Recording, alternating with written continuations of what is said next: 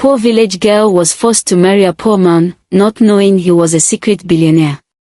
In the small, dusty village of Ik, where red sand painted every footpath and hunger lived in many homes, a young girl named Peace lived. She was only 22, but her eyes were tired like someone who had seen many lifetimes. Since her mother died 5 years ago, Peace had not known peace. Her father, Mr. John, once a kind farmer, became a cruel drunkard. He later married a wicked woman called Mrs. John, who hated Peace deeply. Peace cooked, fetched firewood, swept, farmed from morning till night, and often went to bed without food. The villagers pitied her, but no one said a word. They feared Mr. John's madness. One day, a young man named Ken came to the village from the city. His clothes were old, and his shoes had holes, but his eyes were sharp. For 3 months, he worked on Mr. John's farm, clearing bushes, planting cassava, and carrying loads, but Mr. John refused to pay him. "Come next week," he'd say, but next week never came. One hot afternoon, Ken came to the house, tired and angry. "Sir, please, I need my money today." Mr. John looked around, scratched his head, and pointed at Peace. "You want money? Take her instead." "Take who?" "My daughter. She's good for nothing. Let her go with you. That is your payment." Peace dropped her broom. "Daddy, please, no." "Shut up," he shouted. Mrs. John smiled. "Good. Let her go." Ken looked at Peace. She was broken, but something about her touched him. "I'll take her," he said. With tears in her eyes, Peace packed her few clothes in a black nylon bag. Nobody hugged her. Her little half-brother, Samuel, cried silently as she left. The journey to the city was long. Peace sat by the window, staring outside, unsure how to feel. She had just left the only home she knew, even if it was full of pain. Deep inside, she whispered, "Lord, please let this man be kind. I am tired." Ken didn't talk much. He just stared ahead, thinking. When they reached the city, tall buildings and loud cars surrounded her. She held her bag tightly. Ken took her through a small road filled with flowers and stopped in front of a big black gate. He knocked. The gate opened. Peace gasped. The house was big and beautiful.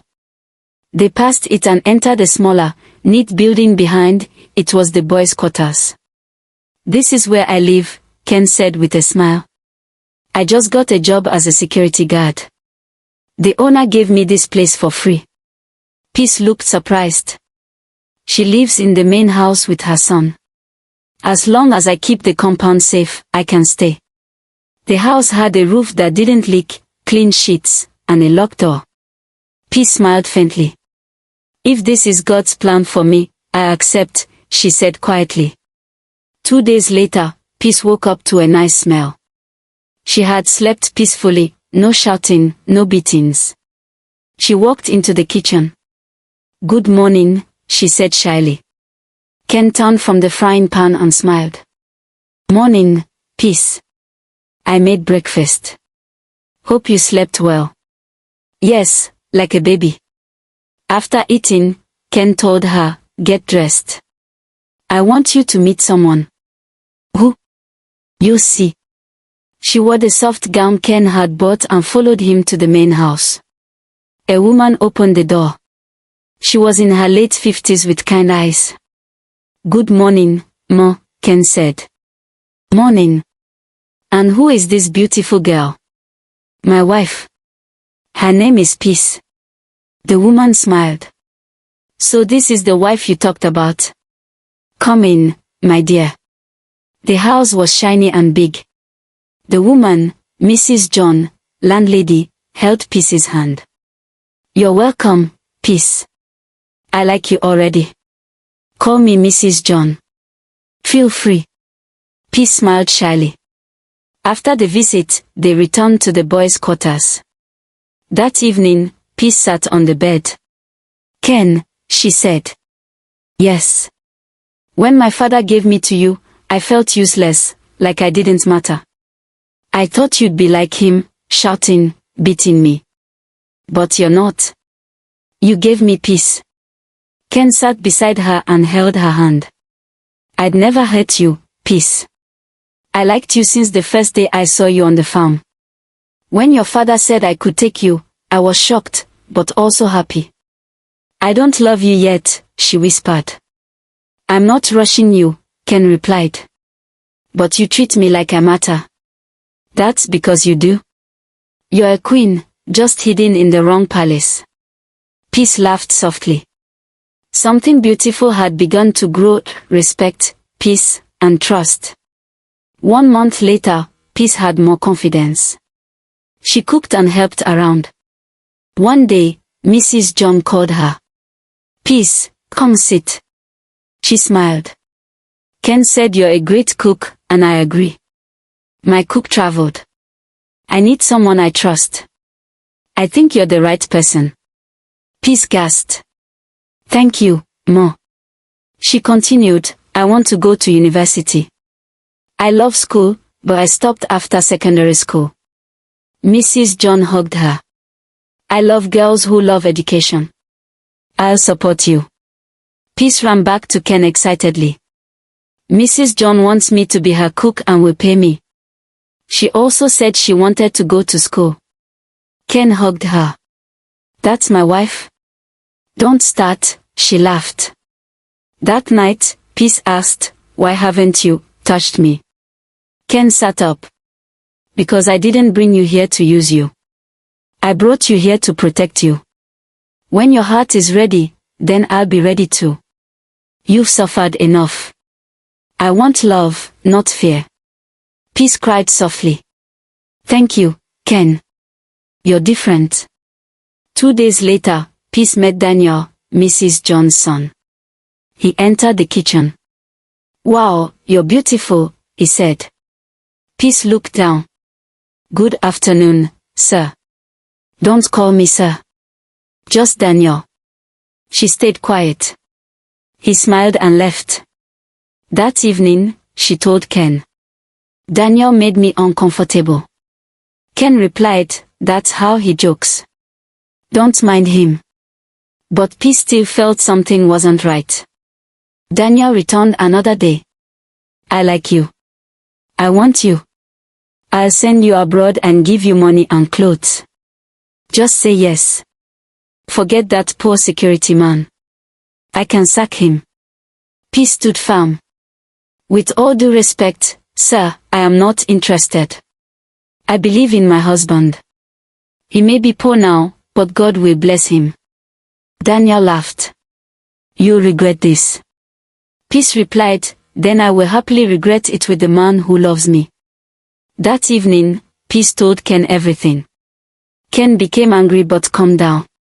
What did you tell him? I said no. I believe in you. Ken hugged her. Thank you for standing by me.